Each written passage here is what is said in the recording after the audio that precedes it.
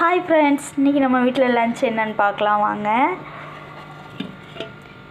எப்பவும் போல் சுட சுட ஒயிட் ரைஸ், அப்புறம் பார்த்திங்கன்னா கொத்தமல்லி மல்லித்தலை தான் நான் வந்து கடைஞ்சிருக்கேன். பருப்பு போட்டு பாருங்க, சின்ன வெங்காயம் நறுக்கி போட்டு தாளிச்சிருக்கேன்.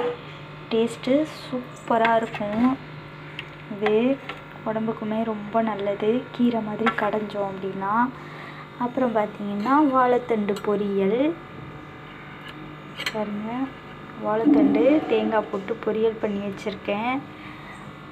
அப்புறம் நேற்று வச்ச கருவேப்பிலை குழம்பு,